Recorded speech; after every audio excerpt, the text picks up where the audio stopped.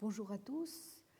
Alors, nous avons commencé la semaine dernière à présenter les grands axes de la réflexion que je souhaite mener pour tester donc le modèle d'analyse de la nature que je propose dans le cadre d'une métaphysique qui devrait pouvoir être, c'est du moins le double pari que je fais, scientifique et réaliste, à la lumière de certains enseignements que nous pouvons tirer de la chimie.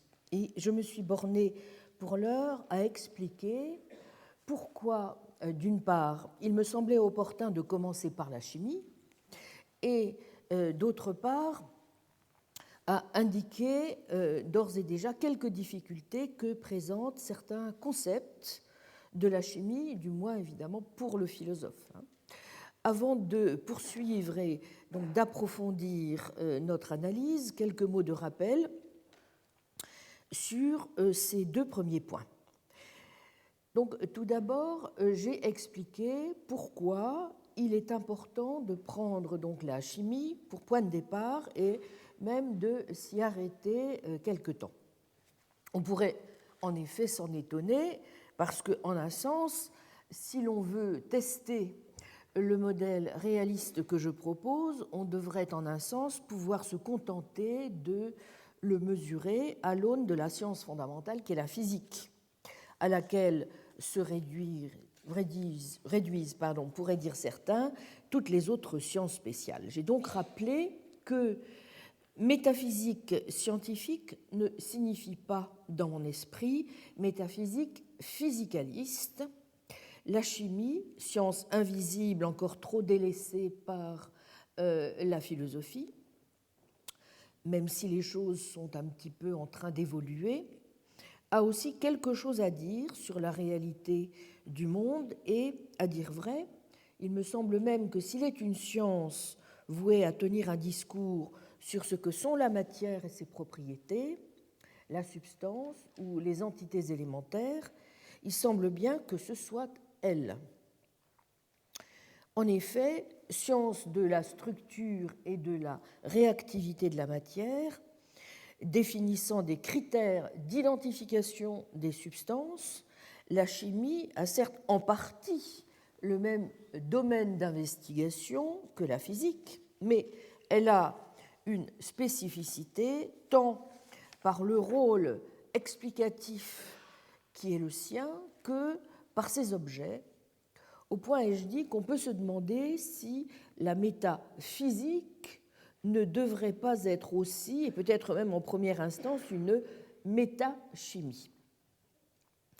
Il importait ensuite de rappeler, parmi les points de méthode auxquels il nous faut être attentifs, que la question de l'unité de la science n'est encore qu'un idéal, de même que le principe corrélatif de clôture causale du physique. La chimie, la biologie, les autres sciences spéciales sont donc là pour nous obliger à poser en permanence à nouveau frais la question de l'unité de la science et même celle du savoir en général. Cela nous a conduit à examiner en deuxième lieu la difficile question du réductionnisme et en particulier à distinguer ce que l'on peut appeler un réductionnisme ontologique d'une part et un réductionnisme explicatif d'autre part.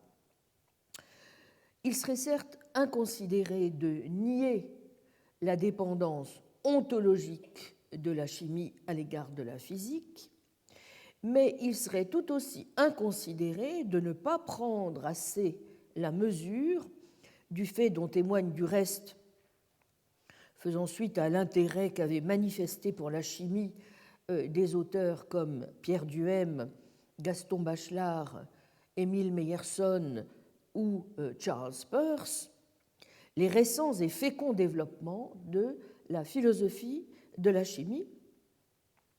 Donc de rappeler que la chimie a des objets et des méthodes propres. Même si, depuis les années 20, la chimie quantique peut sembler n'avoir plus guère de raison d'être distinguée de la physique quantique. On sait aussi qu'elle en diffère du point de vue de ses modèles, de ses critères d'explication, de ses traditions de représentation de molécules et des questions qu'elle pose, pour ne rien dire des tensions qu'elle soulève avec la chimie classique, en compromettant par exemple la notion même de forme moléculaire. Raison de plus, s'il en est, de reconsidérer donc les modes de connaissance de la réalité ultime à travers le prisme de la chimie contemporaine et de reconnaître dans le même temps que réduction ontologique n'implique pas nécessairement réduction épistémologique, ni donc renoncement obligatoire à l'autonomie épistémologique et explicative de la chimie. Sans nier qu'il y ait un niveau causal purement physique, et tout en admettant la dépendance des propriétés et des relations chimiques à l'égard de la physique, on peut même juger préférable, plus esthétique, plus économique ou plus heuristique par exemple, de passer au niveau chimique de l'explication. Mais selon quelle modalité, qu'est-ce qu'une bonne explication en chimie? Peut-on parler en chimie en toute rigueur de loi? Et quel statut a au juste cette boîte à outils du chimiste qu'est le fameux système périodique des éléments? Peut-on tenir la loi périodique pour une loi de la chimie à part entière et qui serait donc explicativement en quelque sorte irréductible? Comment, en ce cas, et cela a-t-il même un sens, d'envisager son éventuelle axiomatisation? Plus généralement, j'ai évoqué les difficultés d'interprétation du réductionnisme, d'abord parce qu'une réduction de la chimie à la physique peut s'entendre plutôt que comme une réduction, comme une extension en fait possible du domaine ontologique couvert par la physique elle-même. Ensuite, parce que dans certains cas, c'est la physique elle-même qui peut dépendre de la chimie, lorsque, par exemple, certaines propriétés chimiques semblent contraindre le comportement des systèmes physiques dans une sorte de mouvement de rétrocausation, sur le mode, par exemple, de la causalité descendante dont il est question en philosophie de l'esprit.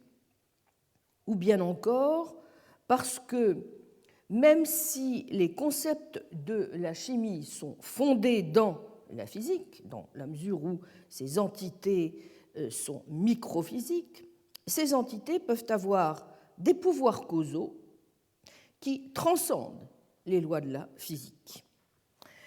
C'est ce qui nous a conduit à envisager que le meilleur modèle pour décrire ce qui se joue à l'interface, n'est-ce pas, entre la physique et la chimie, ce n'est peut-être pas le physicalisme réductionniste, mais plutôt des concepts comme ceux d'émergence ou de survenance, la relation de survenance se définissant comme une relation de dépendance systématique asymétrique, au sens suivant où l'identité des composantes microscopiques implique l'identité des propriétés macroscopiques, mais où la réciproque n'est pas vraie, ce qui permet donc de dire simultanément que la chimie, et nous le verrons, cela vaut aussi pour les systèmes biologiques, est bel et bien régie uniquement par des lois physiques,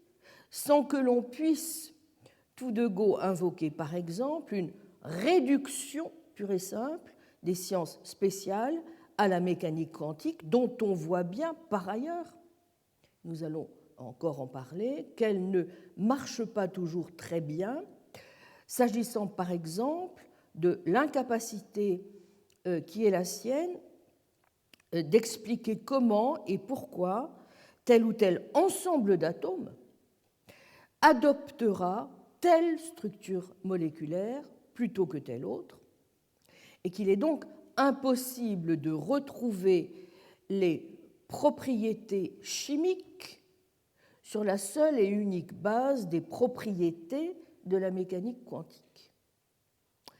D'où la tentation du reste de certains, mais qui n'est peut-être pas forcément justifiée, je vais y revenir, qui, en tout cas, refusant une lecture par trop réductionniste à leurs yeux des choses, proposent d'adopter une lecture, au fond, minimale ou neutraliste et prône, dans une veine qu'aurait appréciée Donald Davidson, une sorte de monisme anomale ou de pluralisme. L'idée étant, n'est-ce pas, de considérer au fond qu'il y a plusieurs types de discours et de descriptions possibles du monde, mais que le monde, lui, est fait d'un seul type de choses ou d'état de choses. Dernière remarque, enfin, s'agissant de la question du réductionnisme. Celui-ci ne vaut pas seulement pour les liens entre la chimie et la physique, il vaut aussi, naturellement, pour les relations entre les propriétés chimiques microscopiques et les propriétés chimiques macroscopiques.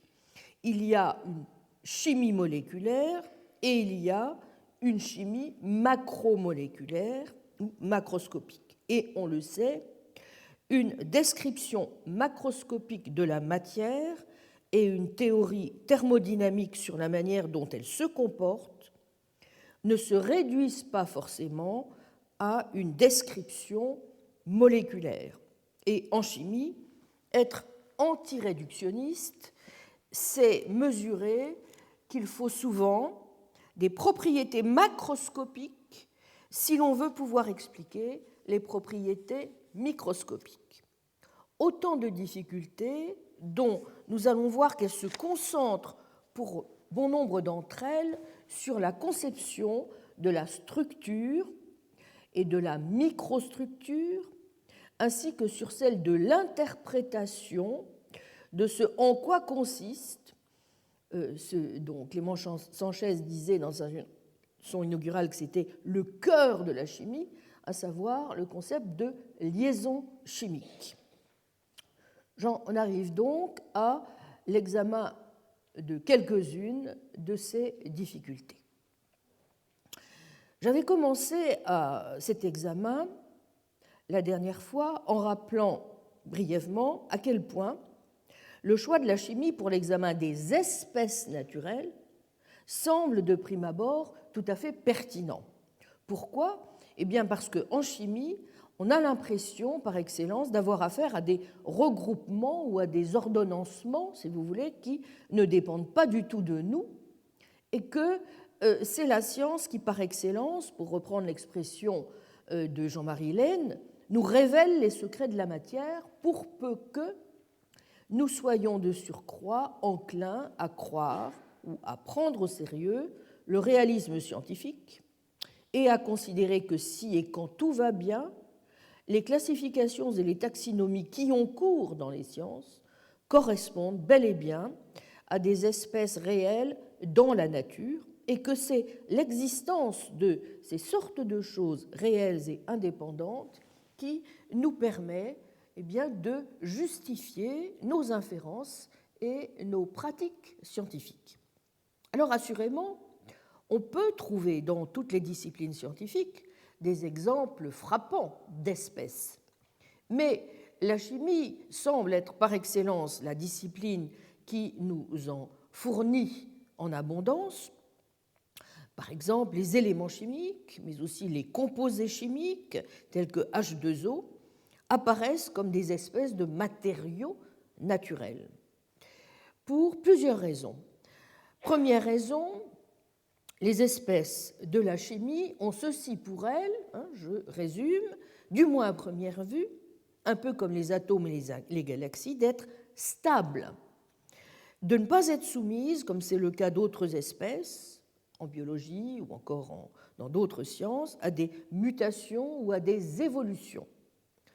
Elles présentent un deuxième intérêt pour le métaphysicien, qui réfléchit à ce qui a trait aux questions liées aux espèces naturelles et à ce que veut dire le fait d'appartenir à une espèce, c'est-à-dire à quelqu'un qui ne se demande pas seulement si ces espèces sont naturelles, mais si elles ont éventuellement une essence, ou encore si ce sont des entités ontologiques fondamentales ou dérivées ou réductibles à d'autres entités, comme par exemple des universaux.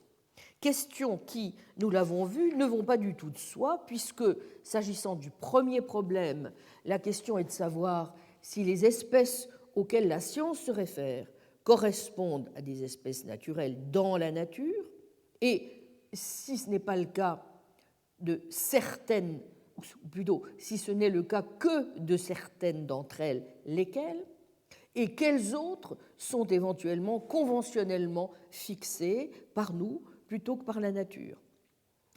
Et que, s'agissant du deuxième problème, c'est celui de savoir s'il y a bel et bien des propriétés qui pourraient être essentielles au fait d'appartenir à une espèce, ou bien s'il s'agit là d'une pétition de principe que l'on n'a absolument pas besoin d'introduire en faisant appel donc à des essences lorsque l'on parle d'espèces naturelles.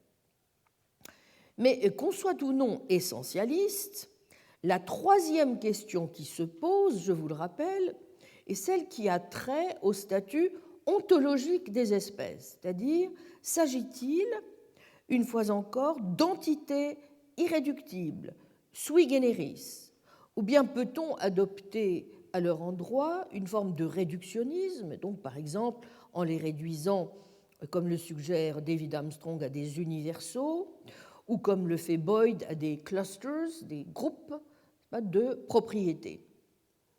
Et évidemment, ici, justement, la première impression consiste à dire « Ah, eh bien, les espèces de la chimie sont vraiment les bons paradigmes, n'est-ce pas ? Les éléments chimiques, tout comme les composés chimiques, apparaissent comme des espèces naturelles en bonne et due forme.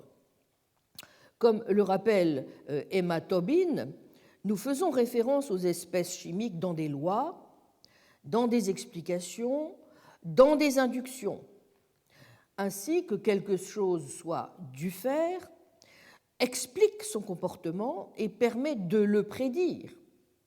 Que des objets en fer soient magnétisables est une loi de la nature, l'un des critères, vous vous en souvenez, dont nous avons dit qu'il permet précisément d'identifier une espèce naturelle, c'est-à-dire s'il appartient, s'il relève d'une loi de la nature.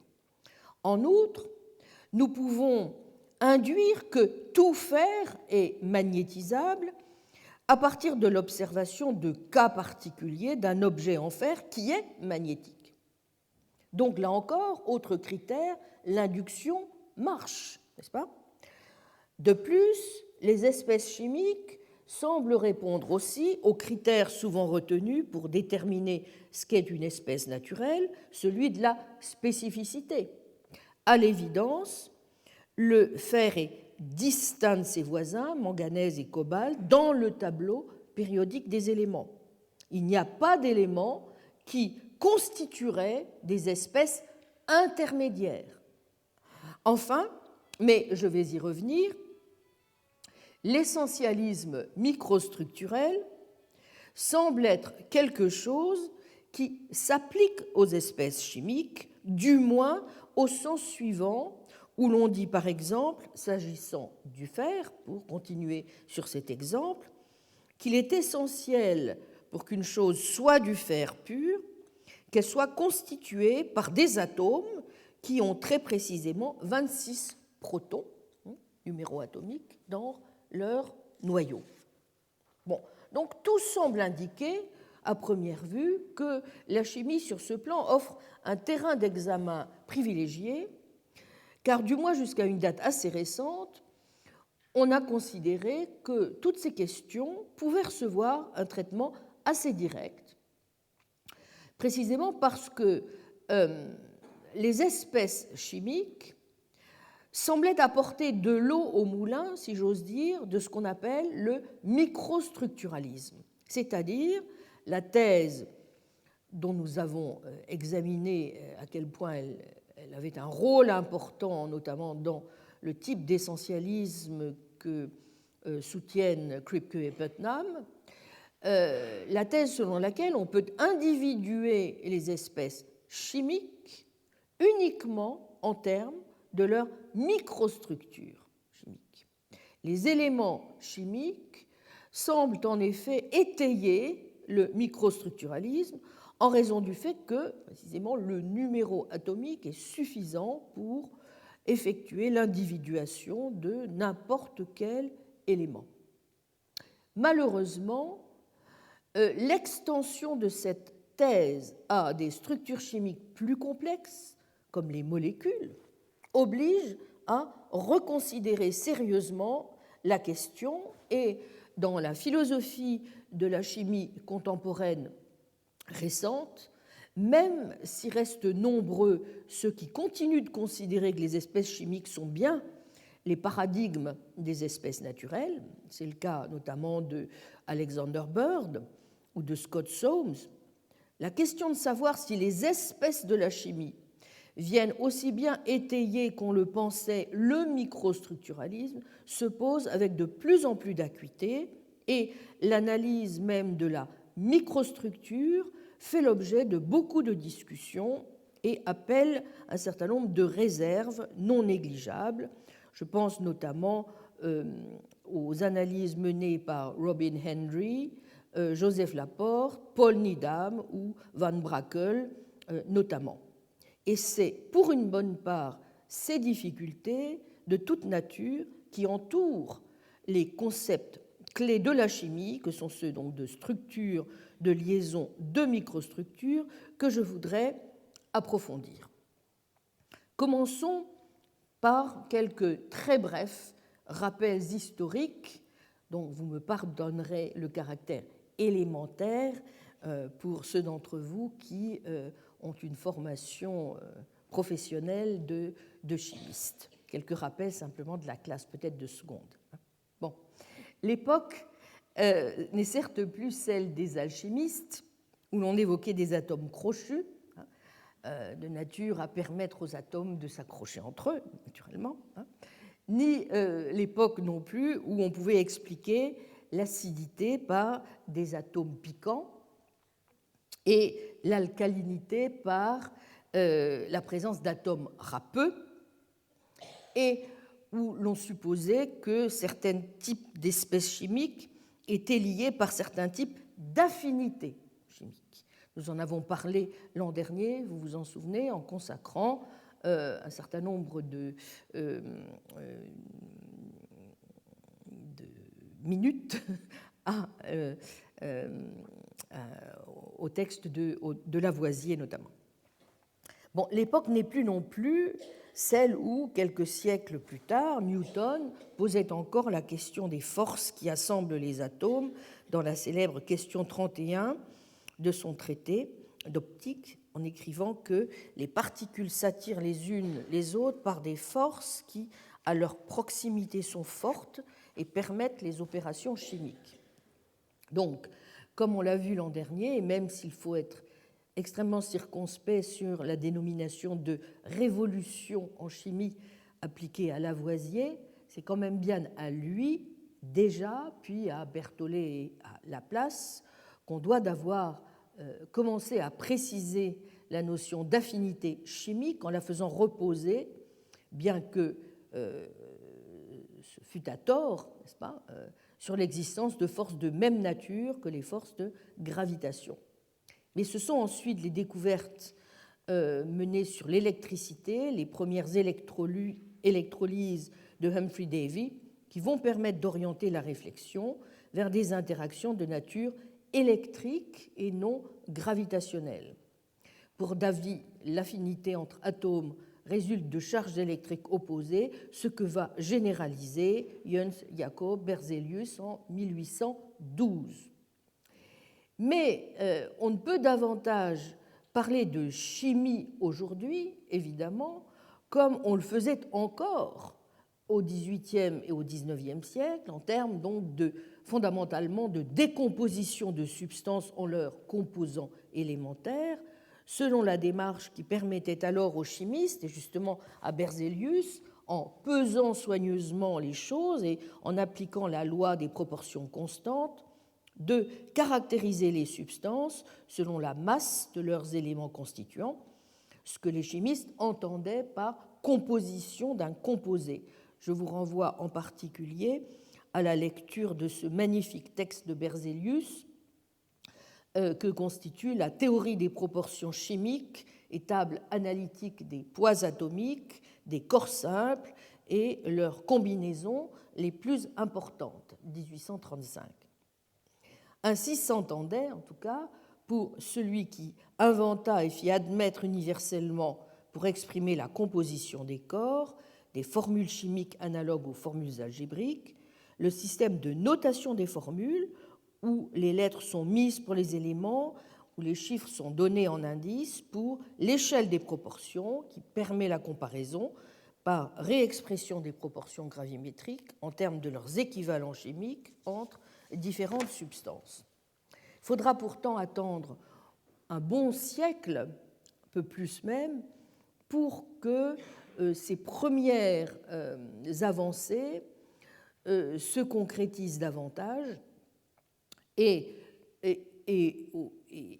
c'est au milieu du XIXe siècle qu'on peut parler véritablement d'un pas important qui est franchi, quand, vous vous en souvenez, Franklin, Kekulé, Cooper en particulier, construisant la théorie des radicaux, développent la théorie des valences, ou pouvoir de combiner. Les composés se trouvent liés grâce à l'attraction de pôles positifs et négatifs. Autre date clé, je rappelle très brièvement ces moments fondamentaux de l'histoire de la chimie, 1916, le chimiste Gilbert Lewis développe l'idée de la liaison par mise en commun d'électrons. Cette paire d'électrons constitue une liaison chimique représentée par un trait. Nouvelle date clé 1927. Walter Heitler et Fritz London fournissent la première explication par la mécanique quantique de la liaison chimique, spécialement celle de l'hydrogène, en utilisant la théorie de liaison de valence. 1931, enfin, Linus Pauling publie ce qui est parfois considéré comme le texte le plus important de l'histoire de la chimie, On the Nature of the Chemical Bond. Alors, dans cette histoire raccourcie, il importe de souligner, en particulier, pour les points qui importent aux philosophes, n'est-ce pas, l'importance de la découverte en chimie organique de l'isomérisme dans les premières décennies du XIXe siècle, puisque c'est cette découverte qui va permettre ensuite l'identification et la synthèse d'un nombre croissant de composés et l'introduction de formules structurelles distinguant des substances de même formule en termes de composition ou de même formule brute, que l'on soit en présence d'isomérie de constitution, isomérie plane ou d'isomérie de configuration ou stéréoisomérie, mais dont les propriétés macroscopiques, physiques, chimiques ou biologiques, donc les formules développées ou stéréochimiques, sont différentes. Même si certains chimistes continuent de les comprendre en termes de propriétés macroscopiques, d'autres, en effet, cherchent à les interpréter comme des représentations d'entités microscopiques, les molécules correspondant à l'unité la plus petite d'un composé sur le modèle de l'atome, considéré comme la plus petite unité élémentaire. D'où l'importance décisive, évidemment, sur ce point, une fois encore, des travaux de Kekulé qui vont compter pour la compréhension en particulier des liaisons entre les atomes et la structure, et pour la compréhension aussi de la structure chimique que Kekulé fait reposer sur deux notions, la tétravalence du carbone d'une part, la capacité des atomes de carbone d'autre part de former des liaisons entre eux. C'est vraiment cette théorie de structure qui permet la compréhension des molécules organiques et de leurs réactions et qui conduit à une véritable explosion de la recherche en matière de synthèse chimique des composés organiques à partir de 1860. Les travaux de Kekulé vont donc jouer un rôle important, disais-je, dans la compréhension de l'isomérisme, même si sa présentation souffre en termes de la manière dont s'effectue ou dont il propose certaines représentations diagrammatiques des structures, défauts qui vont être singulièrement amendés ou améliorés par les travaux de Cooper, qui trouve la deuxième notion indépendamment et qui propose les premiers diagrammes dans lesquels les liaisons sont représentées par des lignes, ou encore les travaux de Alexander Crum Brown, en particulier sur l'isomérisme des acides organiques, 1864-1865, puis ceux de Edward Frankland, qui va aussi être le premier à faire intervenir le concept de liaison entre les atomes, suivi de James Dewar et d'August Hofmann. Ce sur quoi il me semble important d'insister, vous voyez, dans ce petit rappel historique, c'est sur le fait que on peut dire au fond que dans la première moitié du XIXe siècle, il n'y a pas vraiment d'accord général sur la manière dont on peut exploiter le concept même de structure moléculaire pour comprendre le phénomène d'isomérisme. Mais que durant la deuxième moitié, en revanche, le consensus va vraiment sembler se faire autour d'une conception structurelle, n'est-ce pas, comme celle de Kekulé, qui note que le carbone tend à se combiner avec des éléments univalents selon une proportion de 1/4. Bon, on sait que plus tard, sous aussi la pression d'un certain nombre de critiques qui vont lui être adressées, Kekulé traitera d'exception manifeste à la valence du carbone de 4 en introduisant le concept de liaison double entre les atomes de carbone, et il étendra aussi son analyse aux composés aromatiques en produisant la fameuse structure du benzène, même si cela devait être à l'origine de problèmes lancinants relatifs à la fameuse universalité de la valence de 4 du carbone.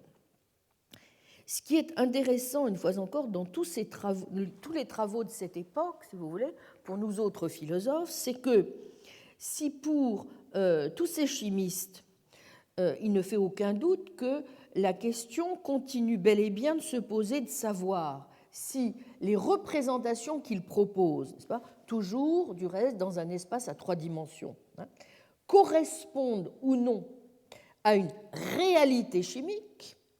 En fait, il reste en permanence extrêmement prudent quant à la réponse à donner.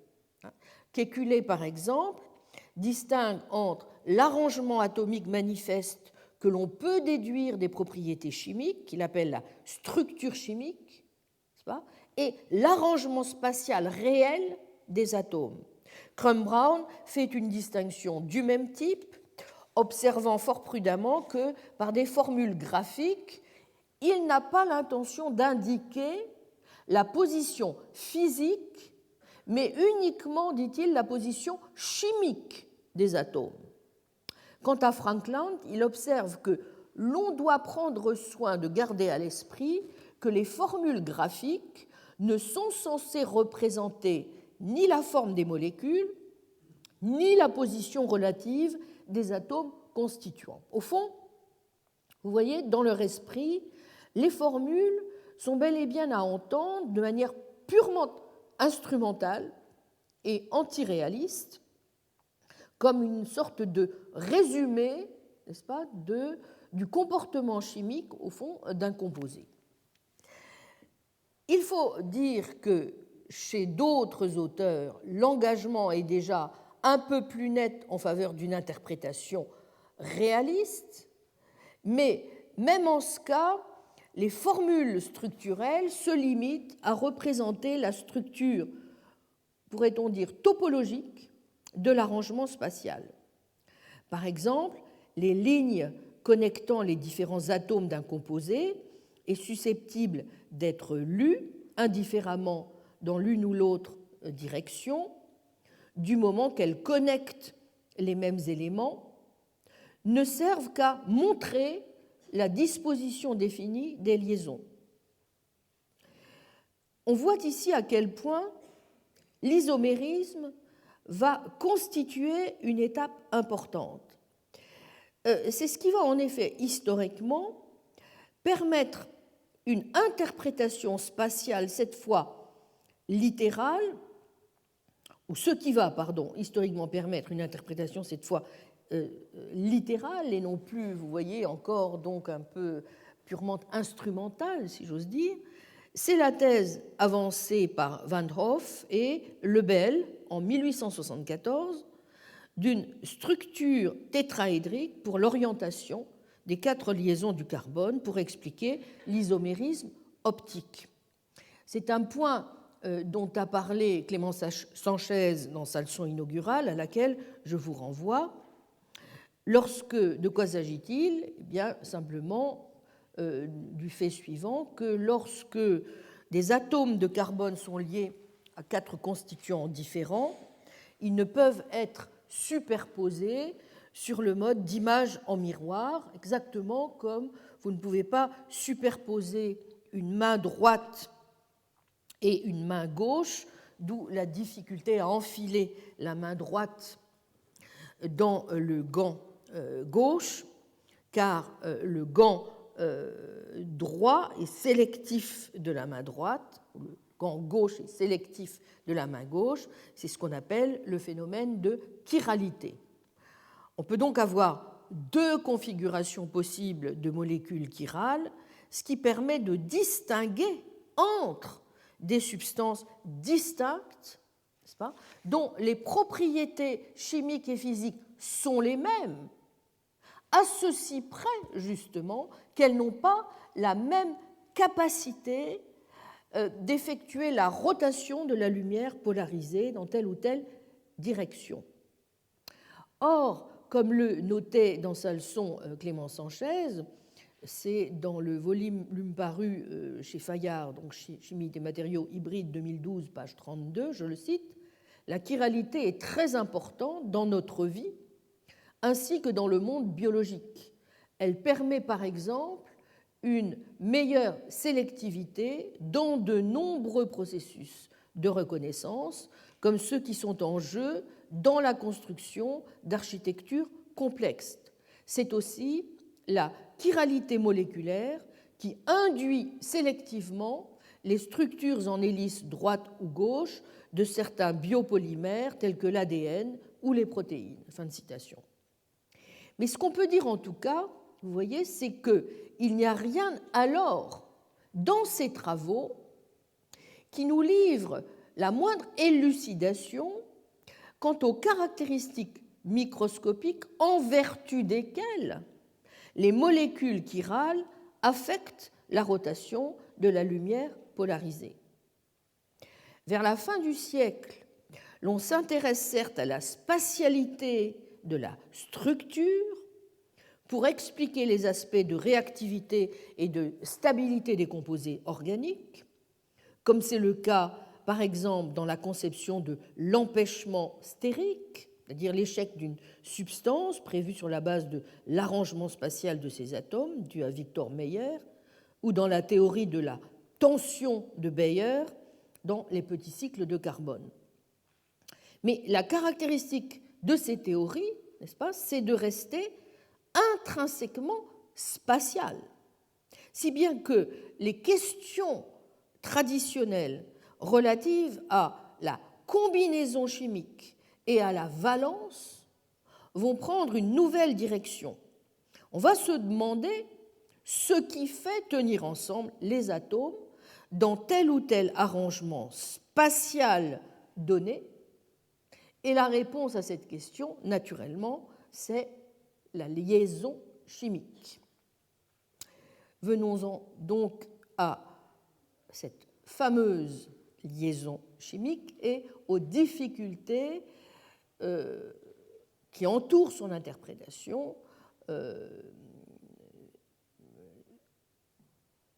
et les difficultés, évidemment, que je sélectionne en fonction de ce qui me paraît pertinent pour les interrogations qui sont celles du métaphysicien de la nature.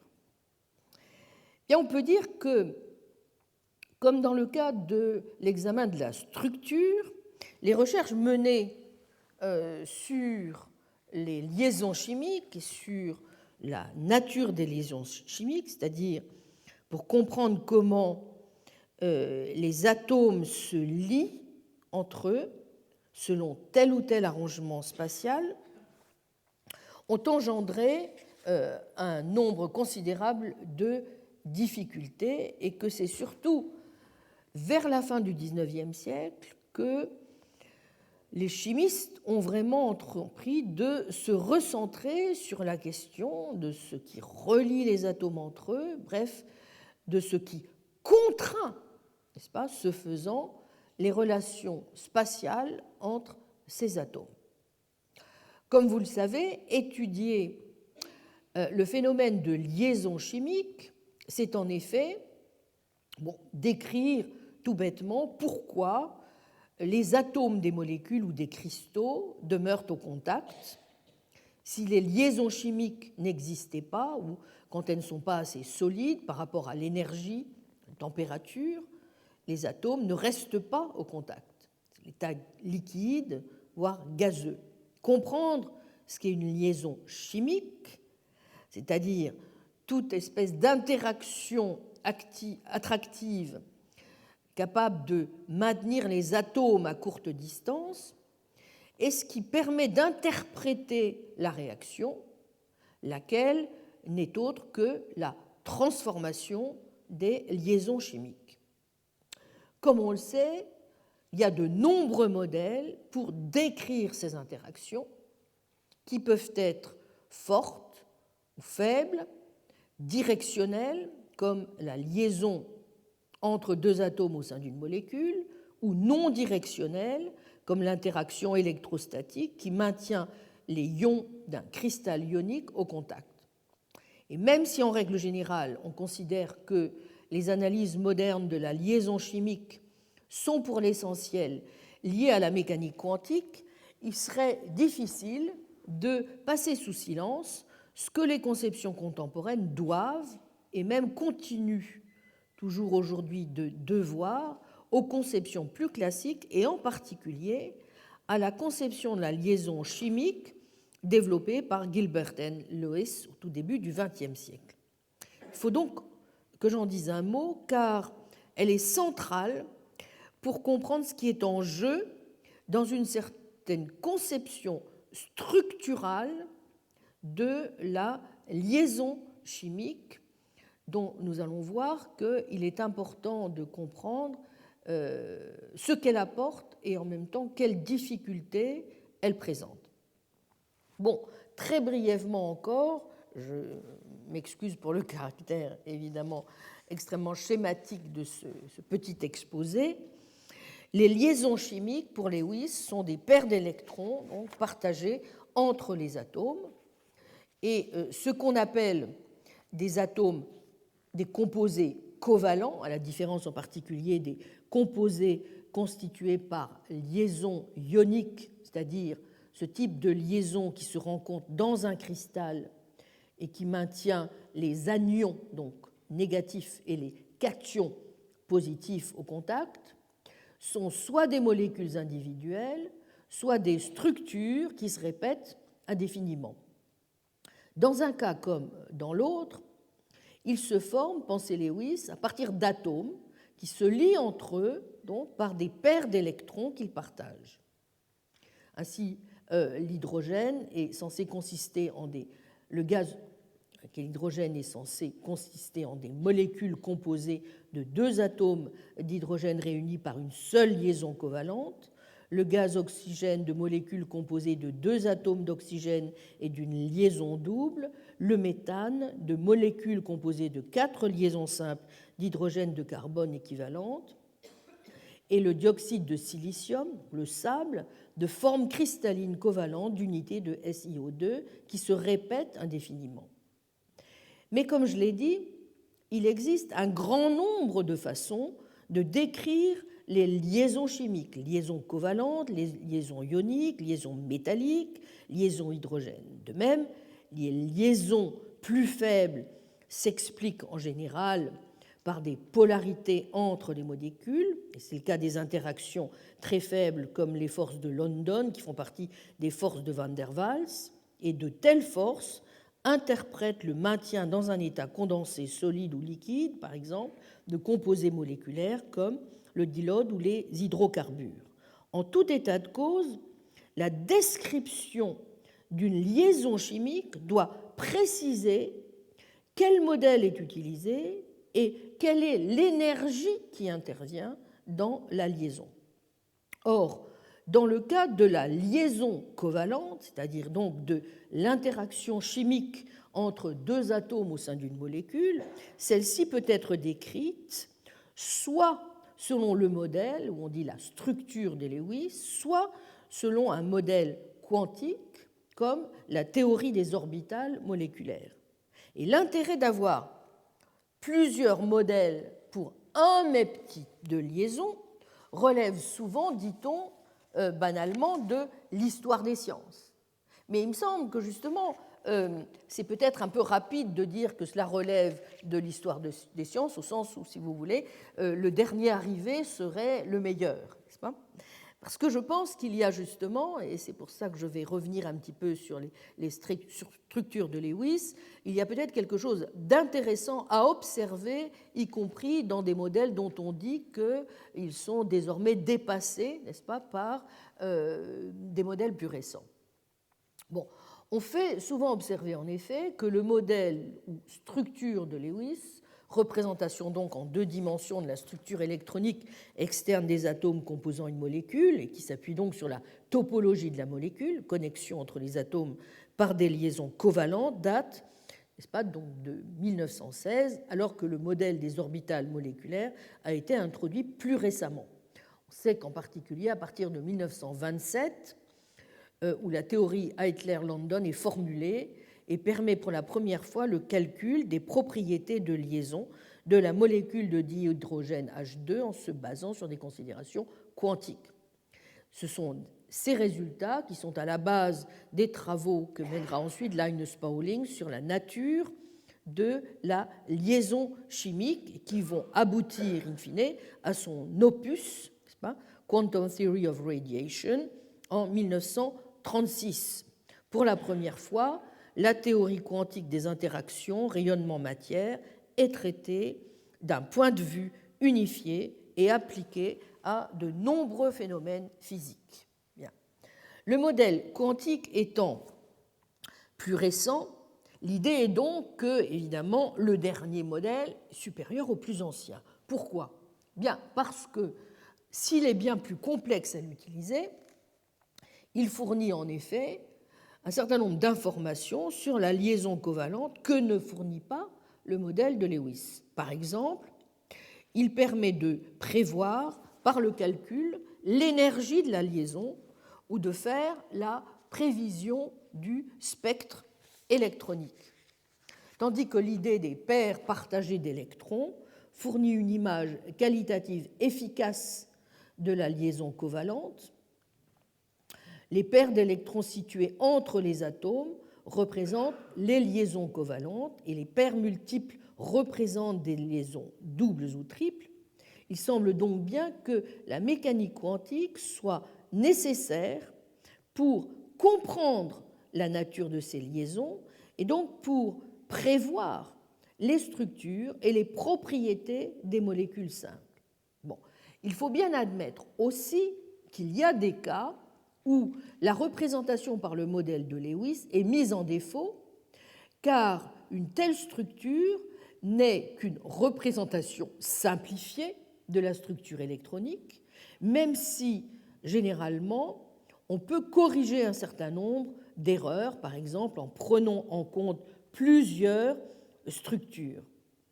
Mais il est exact de dire aussi que dans certains cas, il est impossible d'effectuer la correction de cette écriture. Même si, et en particulier, le modèle ne permet pas d'expliquer la réactivité des éléments de transition.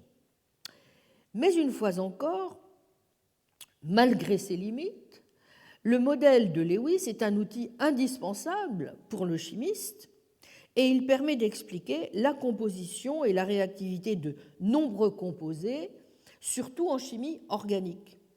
Lorsque donc, le chimiste n'a pas besoin de toute une série d'informations, on observe que le modèle de Lewis peut parfaitement suffire et qu'il est d'ailleurs utilisé, même s'il est plus ancien, moins performant et moins abouti que la théorie des orbitales moléculaires. Aujourd'hui, le modèle des liaisons de valence a été en grande partie supplanté par le modèle des orbitales qui porte sur toute la molécule, et les électrons des orbitales liantes provoquent par exemple la formation d'une liaison chimique alors que ceux des orbitales antiliantes tendent à les empêcher.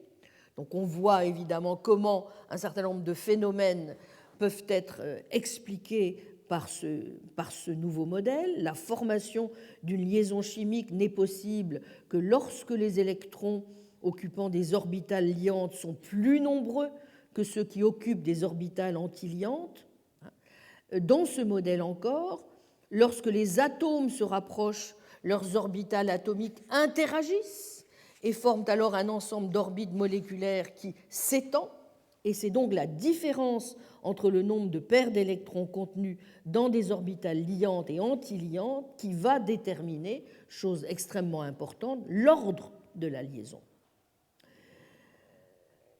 Mais il me semble que, et c'est la dernière remarque que je voudrais faire sur ce point, un aspect intéressant dans la manière de concevoir la structure moléculaire et la liaison dans les termes de l'approche de Lewis, c'est la différence justement qui a trait en fonction du type de composé à la directionnalité de la liaison.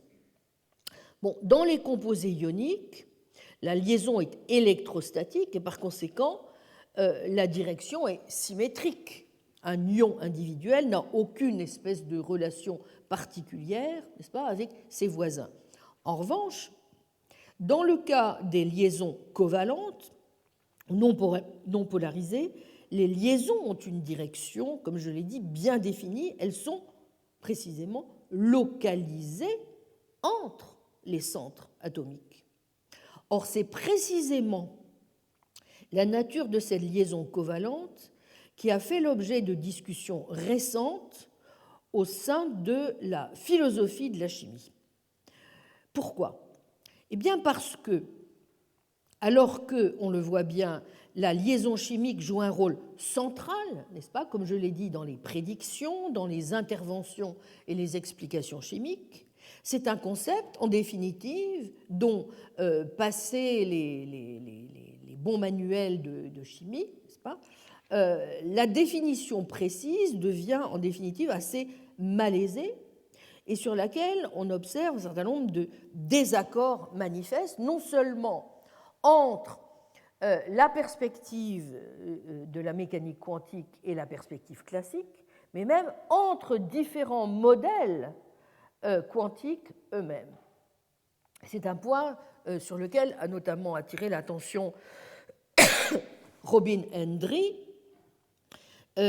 qui fait remarquer que ce n'est sans doute pas un hasard si la discussion s'est surtout faite autour de la conception structurelle de la liaison chimique, que l'on peut au fond résumer ainsi. Les liaisons chimiques sont des parties matérielles sous-moléculaires des molécules qui sont localisées entre les centres atomiques individuels et qui sont chargées du maintien de la molécule.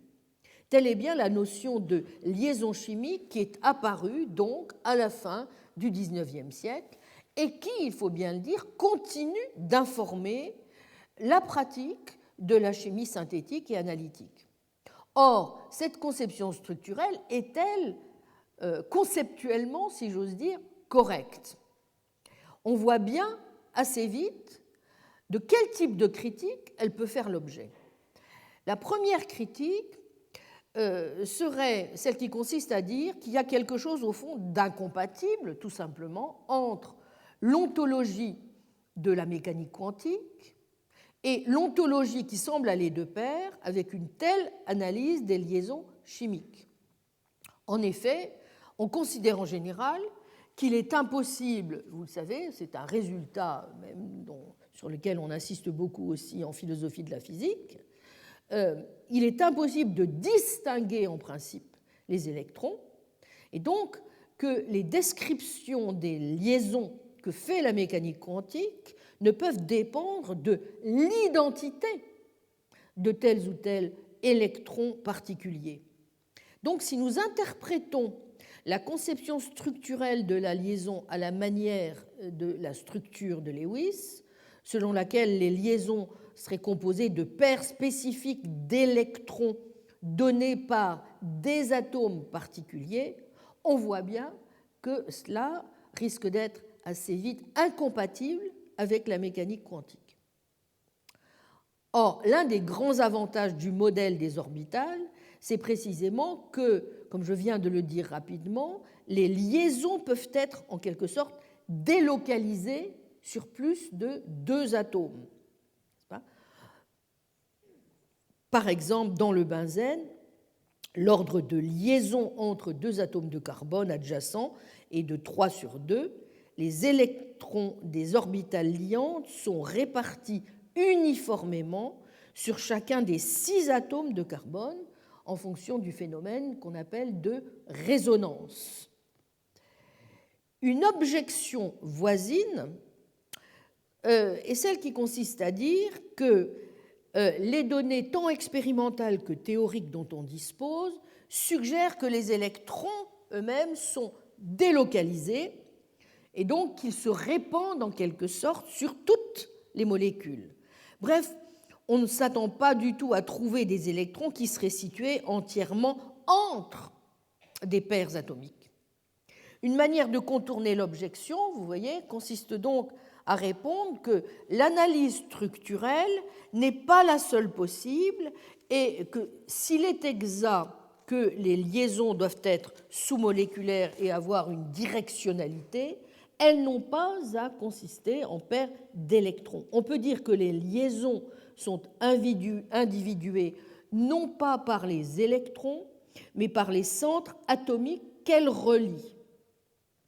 Pour autant que tous les électrons participent en quelque sorte physiquement à la liaison, ils ne le font pas en tant qu'individus.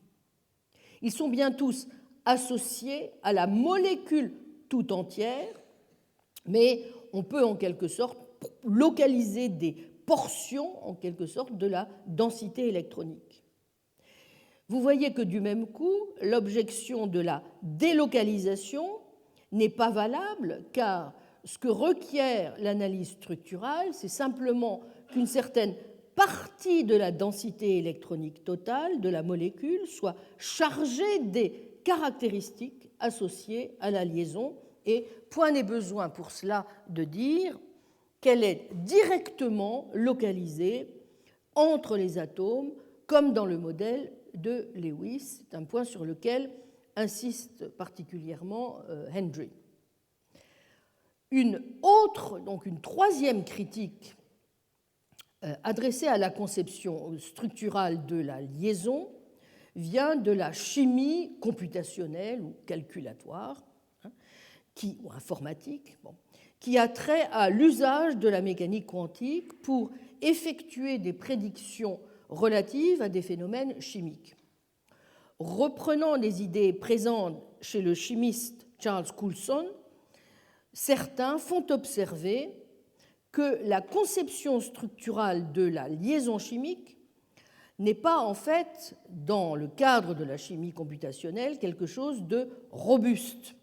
Dans les premiers modèles, on parvenait peut-être à préserver quelque chose comme la conception structurale de la liaison. La densité électronique était majoritairement localisée entre les centres atomiques et censée lier les molécules entre elles. Mais ces modèles, au fond, faisaient des prédictions empiriques sur les énergies, sur les longueurs des liaisons, qui n'étaient que qualitativement en accord avec l'expérimentation. Or, ensuite, les modèles de structure moléculaire qui ont été proposés s'accordaient mieux, certes, avec l'expérimentation, parce qu'on permettait en quelque sorte à la densité électronique de laisser une forme, pourrait-on dire, un espace entre les atomes et de se délocaliser justement sur l'ensemble de la molécule. Mais au fur et à mesure de l'amélioration des modèles, on s'aperçoit en même temps aussi que la liaison n'est pas un phénomène sous-moléculaire, mais qu'il concerne toute la molécule. Et évidemment, en se rendant compte de cela, on est presque naturellement conduit à se dire que ce n'est pas la peine de conserver la conception structurelle de la liaison, qu'il vaut mieux adopter une conception qui s'étende, n'est-ce pas, à toute la molécule. Une autre porte de sortie qui a été envisagée est celle qui propose de recourir plutôt ou de s'appuyer sur un modèle foncièrement énergétique de la liaison, en entendant donc celle-ci comme la stabilisation énergétique des molécules.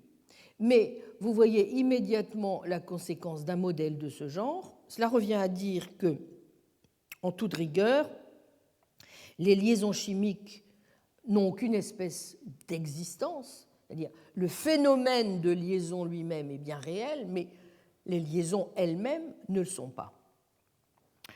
Je reviendrai tout à l'heure sur ce point parce qu'il y a peut-être malgré tout dans cette façon d'aborder les choses un élément d'interprétation intéressant. Bon, vous voyez en tout cas le panorama, grosso modo, des critiques assez justifiées, il faut le bien dire, adressées à la conception structurelle. On peut évidemment répondre à ces critiques de plusieurs manières. La première manière est celle qui consisterait à dire que dans leur pratique, les chimistes, c'est un point sur lequel que j'ai déjà évoqué, qu'il s'agisse d'analyse ou de synthèse, s'appuient quand même toujours souvent sur la conception structurelle de la liaison. On a quand même découvert ou synthétisé un nombre assez impressionnant d'espèces qui ont toutes été formellement caractérisées. Et donc, en bon réaliste scientifique qu'il est, le chimiste peut réagir et se demander, mais au fond, comment diable pourrait-on expliquer un tel succès, n'est-ce pas, si un concept chimique aussi central que celui de la conception structurelle de la liaison ne repérait rien de réel dans la nature. Vous voyez, c'est le fameux argument du non miraculeux sur lequel j'ai attiré votre attention dans le cadre du pari, me semble-t-il, que doit faire le réaliste scientifique. Et en un sens, toute sa vie durant, c'est le genre d'argumentation qu'a aussi eu tendance à défendre Pauling, puisque, au fond, même s'il est vrai qu'en utilisant les résultats de la mécanique quantique, il est possible, en théorie, par exemple de calculer la structure électronique, les niveaux d'énergie, les distances, les angles de liaison, les moments dipolaires et le spectre électromagnétique de molécules simples. Malheureusement, en pratique, le chimiste sait aussi que les distances, les angles de liaison ne peuvent pas être de façon très raisonnable prévus par la mécanique quantique parce que les calculs sont trop lourds et trop complexes. Et donc le chimiste souvent utilise des approximations sans réel fondement théorique, les méthodes de Slater, mais qui donnent des résultats, au fond, à quelques centièmes près. Pour les petites molécules, les calculs concernant les niveaux d'énergie sont assez précis pour pouvoir être utilisés afin de déterminer leur chaleur de formation et l'énergie de leur barrière d'activation cinétique. Donc, le chimiste sait bien aussi de temps en temps bricoler, n'est-ce pas? Et cet aspect du bricolage, de la légochimie, est un point auquel, du reste, ils sont, me semble-t-il, à juste titre d'ailleurs, attachés. Ensuite, il y a aussi des cas où l'on constate que la formation d'une liaison produit bien quelque chose comme une molécule déstabilisée. Et donc, cela, en un sens, est une manière aussi de mettre à mal la conception énergétique elle-même, puisque la liaison et la stabilisation à l'échelle de la molécule ne vont pas, semble-t-il, donc systématiquement de pair. Enfin, certains théoriciens de la chimie suggèrent aussi qu'on peut continuer à soutenir la bonne vieille conception, si j'ose dire, structurelle de la liaison, mais à condition de l'interpréter, au fond, fonctionnellement.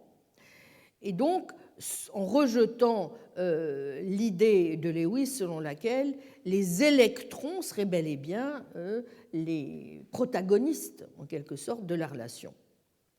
On pourrait, certains envisagent de proposer quelque chose comme ce qu'on appelle des chemins de liaison, qui reprendraient l'idée de certaines caractéristiques topologiques de la densité électronique à l'échelle moléculaire.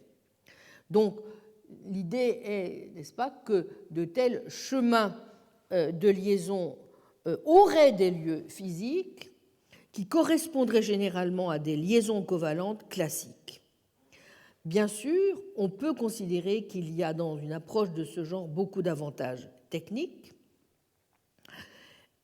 puisque la densité électronique à l'échelle de la molécule existe dans l'ontologie de la mécanique quantique, et donc aucun modèle quantique ne pourrait l'exclure.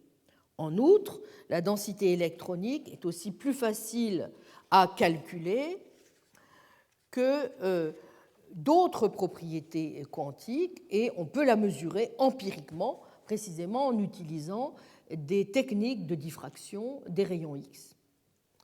Mais peut-être que cette approche, aussi intéressante soit-elle, est en même temps, en tout cas c'est ce que jugent certains, trop permissive, puisqu'elle revient au fond à quand même placer des chemins de liaison en des lieux qu'on peut considérer sur le plan chimique relativement suspects. Les difficultés qui donc entourent, vous voyez, ce modèle, mais aussi les autres modèles de liaison chimique, ont conduit un certain nombre de chimistes et de philosophes à prôner donc plutôt une attitude pluraliste. Et après tout, nous l'avons vu, les modèles en chimie, cela ne manque pas. Donc, pourquoi ne pas prendre une liaison, ou pourquoi ne pas en prendre une autre? Pourquoi ne pas éventuellement les combiner, n'est-ce pas, en fonction des besoins? Et il y a là aussi, bien entendu, dans la manière dont travaille le chimiste, je crois, quelque chose qu'il faut absolument garder à l'esprit si l'on veut comprendre le type d'approche de cette science qu'est la chimie. N'est-ce pas? Donc je pense que, après tout, l'idée est on invente comme disait Jean-Marie Tarascon, l'essentiel c'est d'avoir des idées, d'inventer de nouvelles idées, etc. Et puis de voir ensuite comment les choses se passent. Et très souvent, c'est un point sur lequel les chimistes aiment insister, c'est souvent parce qu'on tombe au fond, sur un défaut, sur une faille, que l'on progresse, n'est-ce pas? Bon, donc il y a là aussi dans cette méthode, au fond, un petit peu par falsification, n'est-ce pas, plutôt que par vérification, quelque chose d'extrêmement intéressant dans la façon de procéder du chimiste, n'est-ce pas, qui invoque aussi méthode donc de test, d'erreur, n'est-ce pas, de mise en place de procédures d'analogie, d'inventivité, d'une forme de logique de la découverte dont je crois il faut absolument tenir compte. C'est aussi des instruments, comme vous le savez, et des méthodes auxquelles je suis personnellement très attachée et qui me paraissent tout à fait importants dans toute démarche qui aspire à une connaissance métaphysique de la nature.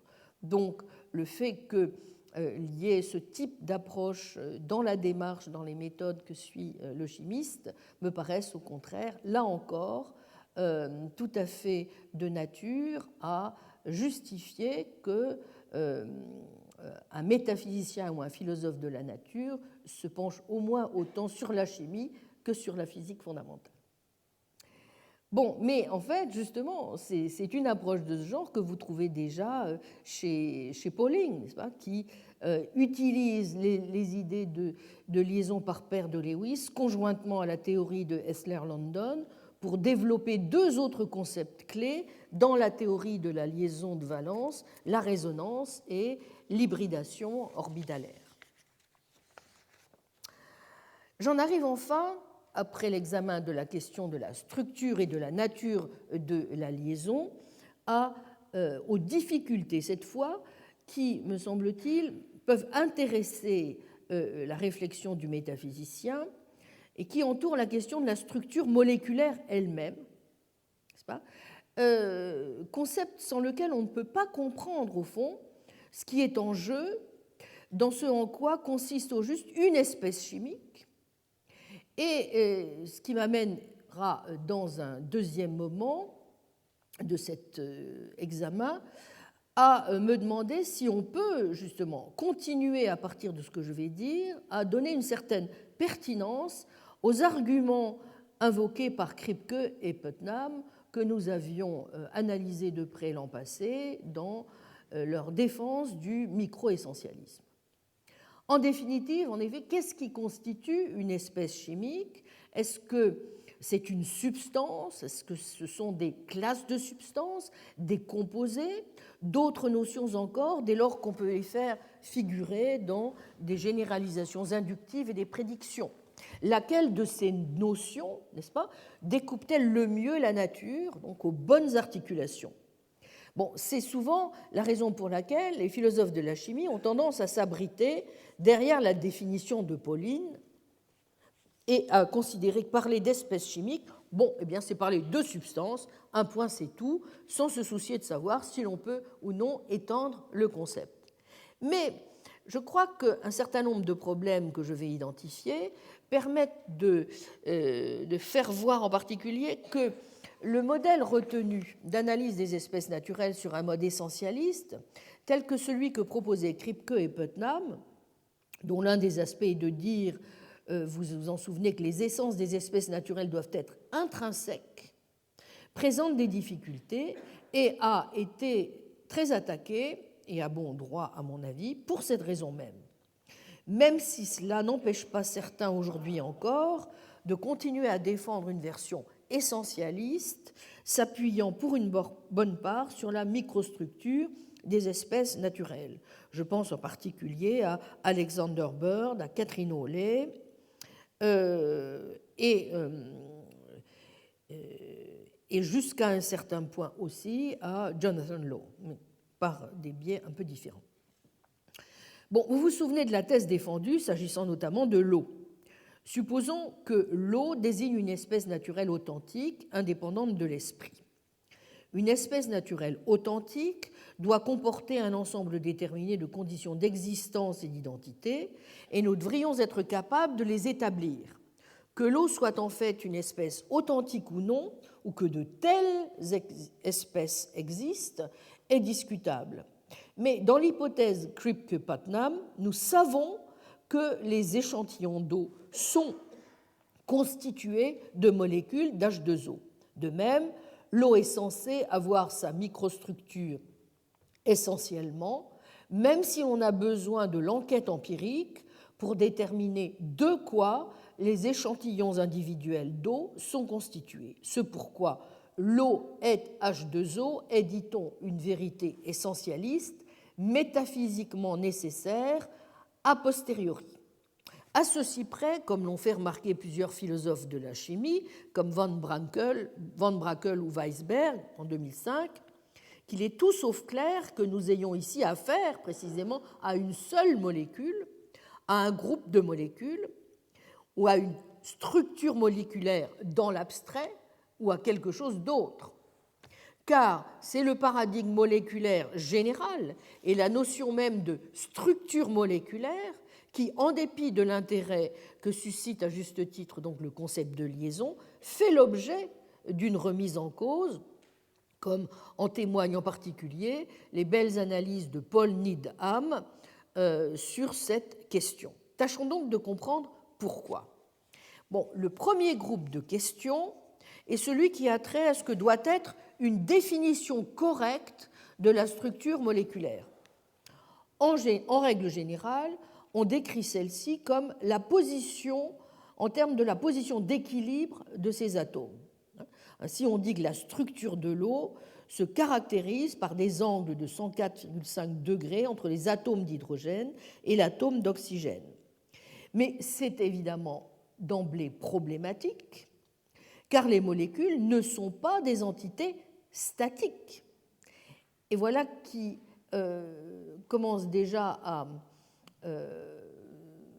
mettre en difficulté notre premier critère, celui de la stabilité, vous vous en souvenez, des espèces chimiques, comme critère, n'est-ce pas, d'identification des espèces chimiques comme étant le paradigme des espèces naturelles. Mais oui, parce que les atomes sont en perpétuel mouvement. Donc il faudrait, pour être exact, plutôt penser la structure moléculaire comme une topologie, en effet, de quelque chose comme ce dont nous parlions, le chemin de liaison, si vous voulez, pour rendre compte du fait que les relations entre les atomes qui sont préservés le sont par des transformations continues. Bon. Deuxième question, deuxième difficulté, est-ce que les molécules sont bien les sortes de formes, et les caractéristiques définitionnelles que représentent les formules structurelles. À en juger par l'histoire que je viens de vous raconter très schématiquement, n'est-ce pas? Il semble en tout cas que oui. C'est-à-dire qu'un certain nombre de techniques expérimentales indirectes, cristallographie par rayon X, spectroscopie, analyse, concourent dans le même sens pour donner des preuves non seulement de l'existence de la forme, mais de formes spécifiques pour telles espèces moléculaires données.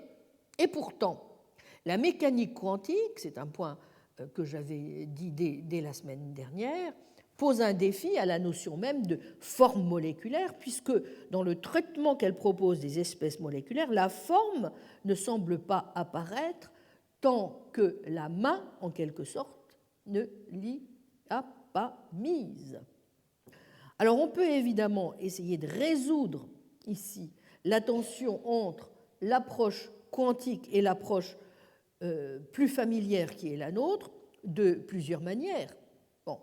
D'abord en adoptant, au fond, c'est ce que j'appellerais l'option un peu cynique, une forme de réductionnisme éliminatif qui consisterait à dire « Oh, eh bien, la mécanique quantique est une théorie plus fondamentale, son ontologie ne fait aucune place à la structure moléculaire, eh bien donc, bye bye, structure moléculaire, vous n'existez pas, mais en même temps, vous me l'accorderez, jamais un chimiste ne serait prêt à gober quelque chose de ce genre, me semble-t-il. » Une autre réponse consiste à dire, alors, en faisant appel à la physique sous-jacente, que peut-être on pourrait introduire une forme de rupture dans les symétries de la fonction d'onde et donner aux atomes des lieux au fond, dans les molécules. On pourrait dire qu'il s'agit alors d'interactions avec d'autres molécules ou d'interactions même avec les instruments de mesure, n'est-ce pas, sur le mode chimie procédé, n'est-ce pas? Bon.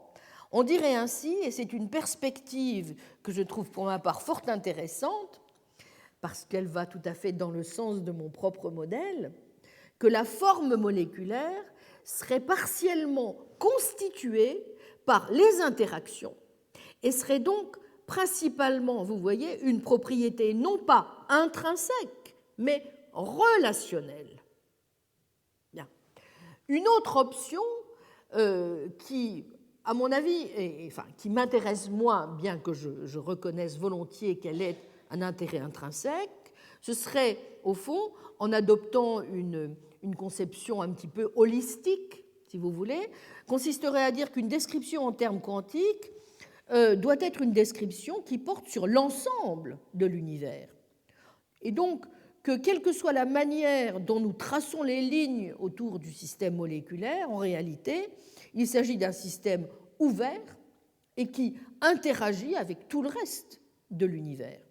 Et donc, la forme de n'importe quelle molécule particulière pourrait tout aussi bien résulter, si vous voulez, de ces interactions avec tout le reste de l'univers. Vous voyez qu'on retrouve le schéma holiste relationnel que j'avais déjà évoqué, mais en même temps en considérant pour ma part qu'il était un petit peu dangereux parce qu'il risquait, n'est-ce pas, de nous acheminer bon an mal an vers une conception un petit peu idéaliste des choses, n'est-ce pas? Bon, mais je reconnais volontiers que ce peut être aussi une manière de contourner, là encore, l'obstacle. Et au fond, le paradoxe de molécules qui n'ont pas de forme ne se présente, il faut bien le dire, que lorsque nous traitons les systèmes comme des systèmes clos, donc quand nous nous représentons une molécule de méthane, par exemple, isolément dans l'univers. Bon. Cela peut avoir un sens en termes pragmatiques, n'est-ce pas? Mais il faut bien reconnaître qu'il s'agit là d'une idéalisation. Donc, l'idée serait de dire, au fond, acceptons, admettons les idéalisations, mais ne nous trompons pas, ce sont des idéalisations, n'est-ce pas? Et ce ne sont que des idéalisations, et à partir de là, il n'y a donc finalement, en somme, rien d'incompatible. Mais vous voyez, c'est une lecture aussi qui suppose, au fond, qu'on adopte une approche plus instrumentaliste, n'est-ce pas? C'est ça aussi qui me déplaît un peu, mais enfin, il n'y a rien du coup d'incompatible entre la mécanique quantique et la forme moléculaire, vous voyez? Bon. En tout cas, il y a des moyens de se sortir de ces difficultés. Et donc, on peut considérer que l'omniprésence, qu'en dépit de l'omniprésence des représentations structurelles des molécules, la notion même de forme moléculaire elle-même n'a rien d'ambigu. En tout cas, si on en juge par les travaux récents, du point de vue de la philosophie de la chimie, il faut bien reconnaître que nous ne sommes pas en mesure vraiment de donner une description complète de ce que c'est que, par exemple, la microstructure de l'eau, même si nous pouvons le faire dans quelques autres cas. Voici ce que dit Paul Needham, je cite, « Les perspectives que l'on peut avoir quant à une description purement microscopique varient d'un groupe de substances à l'autre. La facilité relative avec laquelle cela peut se faire pour les substances moléculaires de la chimie organique n'est pas un guide pour les substances en général. Ce qui n'est pas nié, bien sûr, que même dans les cas les plus récalcitrants, il y ait une microstructure. Mais ce qui ne découle pas de ceci, c'est que les détails de la microstructure de n'importe quelle substance particulière sont raisonnablement bien connus et certainement pas qu'ils sont indépendants des contraintes macroscopiques ou déterminent en quelque façon les caractéristiques macroscopiques des substances ou que les substances ne soient en quelque sens claires que ce soit rien d'autre que leurs micro-constituants. » Fin de citation. Bon, s'il en est ainsi, et j'en arrive donc au deuxième moment de l'examen de ce troisième et dernier point, faut-il en conclure que l'analyse micro-essentialiste que proposent Putnam et Kripke concernant l'identité théorique l'eau est H2O est quelque chose qu'il nous faut abandonner. Nous avons vu l'an passé que cette thèse est tenue souvent comme vraie, de façon assez peu discutable, et qu'on l'utilise même comme un exemple paradigmatique de l'externalisme sémantique et de l'essentialisme appliqué aux espèces naturelles. Mais est-ce que le fait d'avoir une microstructure essentielle commune, n'est-ce pas, c'est ça qui nous importe métaphysiquement, est-ce que cela suffit en définitive pour individuer des espèces chimiques et pour expliquer leurs caractéristiques générales? Et si tel est le cas, est-ce que le fait d'être H2O peut être considéré comme suffisant pour individuer, si vous voulez, l'eau? Bien, je crois que sans même nous interroger sur la question de savoir si l'identité théorique entre O et H2O a un sens, ce sont des points que nous avions examinés l'an passé, vous vous souvenez, qui prêtent beaucoup aussi à difficulté et à discussion, sans nous interroger non plus sur la question de savoir à quoi au juste le prédicat s'applique. La question se pose donc de savoir si la formule en question exprime bien ce qu'un essentialiste comme Kripke ou Putnam, en écrivant l'équation, peut penser qu'elle exprime. Or, en réalité, H2O est moins la description d'une microstructure, quelle qu'elle soit, qu'une formule de composition qui décrit les propriétés, les proportions d'hydrogène et d'oxygène qui se combinent pour former de l'eau. Il serait donc à tout prendre plus juste de formuler les choses ainsi. L'eau est une collection de molécules d'H2O, en précisant encore que même si l'expression molécule H2O décrit bien une micro-entité, cela n'épuise en rien toutes les espèces de microparticules qui sont dans l'eau, pas plus que cela ne dit quoi que ce soit de la microstructure par laquelle elles sont liées dans l'eau. Bref, décrire la microstructure de l'eau suppose de présenter tous les détails de cette structure interconnectée, sans oublier non plus d'indiquer comment tout cela dépend de la température, de la pression, de quelle manière tout cela évolue, se transforme dans le temps, bref, en n'oubliant pas, vous voyez, de souligner le caractère foncièrement dynamique des processus en cause. En effet, et je crois que cela nous indique à quel point, comme j'ai essayé de le montrer, la description des propriétés de la réalité au niveau le plus élémentaire doit se faire en termes de disposition dynamique et de pouvoirs causaux, on ne peut décrire la microstructure de l'eau, comme de tant d'autres substances, en évoquant simplement une collection de molécules individuelles. On sait à quel point la situation est infiniment plus complexe et dynamique, à quel point il y a une dissociation continue des molécules d'H2O. En ions hydrogène et hydroxyde, une recombinaison tout aussi continue de ces ions pour reformer des molécules d'H2O. Or, mentionner toutes ces complexités n'a rien d'anodin, car ce sont elles qui, bien souvent, sont à l'origine des caractéristiques des substances. Par exemple, c'est ce qui permet notamment d'expliquer des phénomènes comme la conductivité de l'eau, qui, on le sait, est liée à un mécanisme précisément très particulier de saut à un moment donné au niveau quantique. N'est-ce pas ? Donc, sous-estimer, si vous voulez, l'examen de tous ces processus dynamiques serait tout simplement s'interdire de comprendre ce que c'est que la nature même de la microstructure. Bien. Donc, je crois que c'est un point, c'est là-dessus que je voudrais terminer.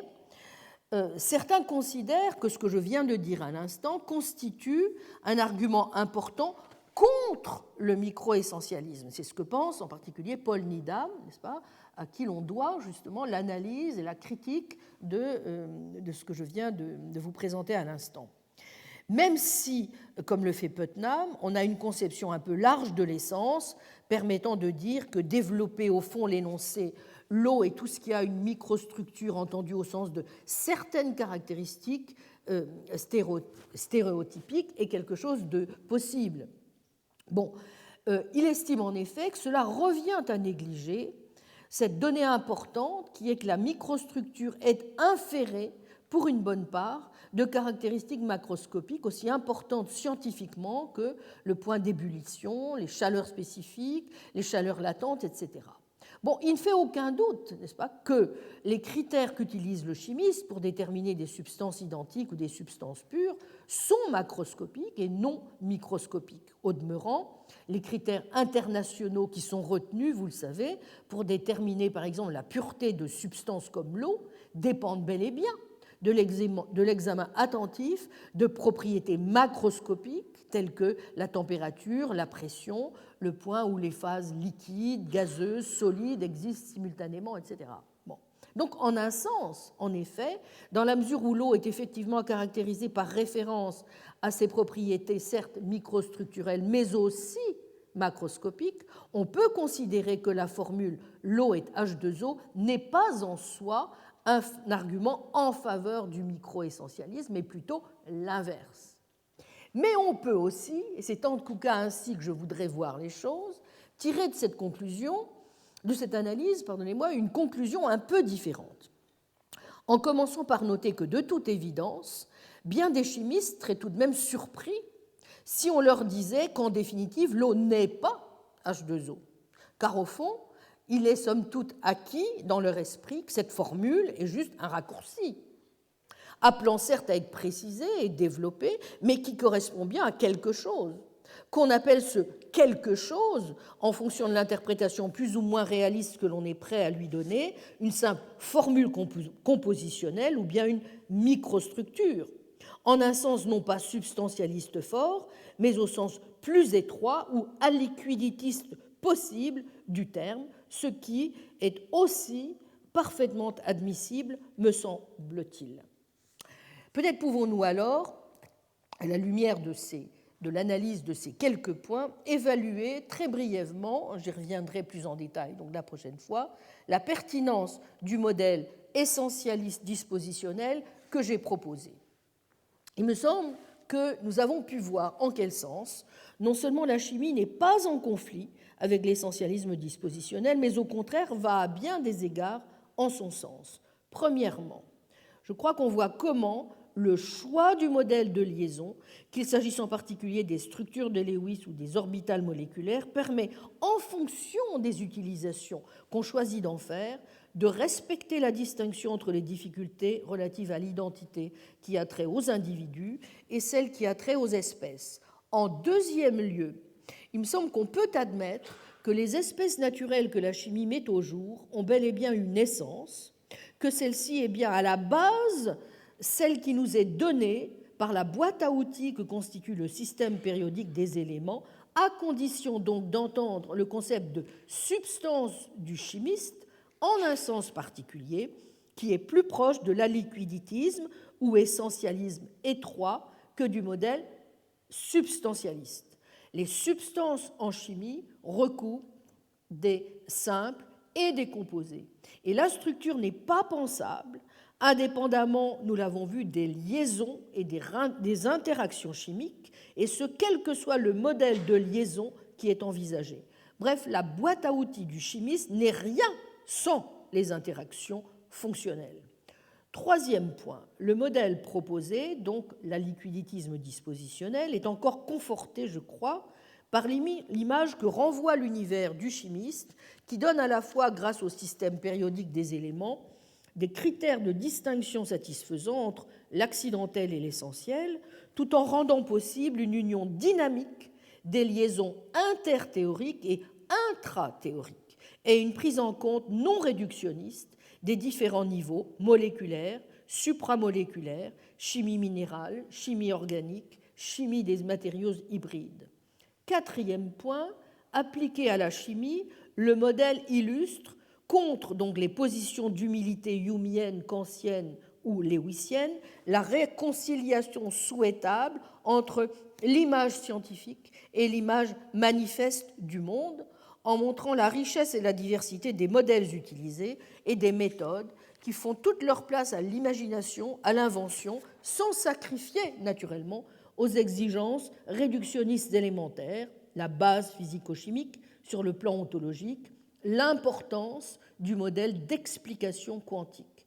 Une question importante demeure, à supposer que nous admettions le principe qui a souvent été évoqué, à savoir celui du pluralisme. Comment devons-nous l'entendre? Devons-nous l'entendre simplement en un sens, au fond, purement explicatif, neutraliste, permettant d'éviter un trop fort réductionnisme et de lui substituer un modèle qui serait proche du monisme anomale, l'idée étant, n'est-ce pas, comme je l'ai dit, de considérer qu'il y a plusieurs types de discours et de descriptions possibles du monde, mais que le monde, lui, est fait d'un seul type de choses ou des tas de choses. Ou bien faut-il entendre ce pluralisme en un sens vraiment ontologique, au sens fort où il n'y aurait pas lieu de procéder à des ordres radicalement distincts, tout simplement parce que le monde se présenterait en définitive selon un modèle de complexité croissante du minéral à l'organique puis au vivant, et qu'à tous les niveaux, il y a déjà auto-organisation, auto-assemblage. La question primordiale étant alors, comment la matière devient-elle plus complexe? Comment on passe de la physique à la chimie, à la biologie et finalement aux lois de l'univers? Tout au fond se trouvant déjà, comme le dit si souvent Jean-Marie Lehn, au cœur de la matière. Une matière dense, organisée, condensée, vivante et puissante, où la chimie jouerait un rôle clé. C'est le sens de la chimie qu'il appelle prébiotique, qu'il met en un sens en avant l'évolution biologique, une forme d'évolution, dit-il, aime-t-il à dire, d'évolution pré-darwinienne en quelque sorte. Eh bien, je crois qu'on retrouve des idées assez proches, aussi bien chez les chimistes du solide que chez les chimistes des matériaux hybrides. Dans tous les cas, me semble-t-il, la question au fond est celle-ci. Comment se fait le pont entre l'organique et le minéral? Et ce, de manière à montrer non seulement le couplage chimie-procédé, mais comment la chimie vient à s'intégrer dans les processus naturels. Vous voyez ? Donc on va vers une conception ainsi de la chimie intégrative, bio-inspirée. C'est le modèle même de la chimie douce, dont on connaît tous les enjeux sociaux en termes de réduction, par exemple, du coût énergétique. Une manière, donc, vous le voyez, de retrouver la chimie au centre même d'une philosophie, que dis-je, d'une métaphysique de la nature, réconciliant philosophie de l'intellect et philosophie de la nature, bref, permettant, et c'était tellement le vœu d'Émile Meyerson, de retrouver la rationalité à l'œuvre dans la nature. Eh bien, il me semble que, de cette manière, l'analyse des espèces dans cette science des classifications, qui est par excellence la chimie, n'oblige en rien à entendre celle-ci en un sens purement nominaliste ou conceptualiste. En bien des occasions, au contraire, le chimiste se comporte, et il a bien raison de le faire, en réaliste scientifique et démontre, par la découverte de centaines de milliers d'espèces, que les classifications sont au moins autant découvertes qu'elles ne sont purement et simplement stipulées, nous orientant ainsi plutôt que vers un conventionnalisme, vers un réalisme raisonné des espèces naturelles. Peut-on en dire autant de ce que nous livre la biologie? C'est ce que nous nous demanderons la semaine prochaine. Je vous remercie.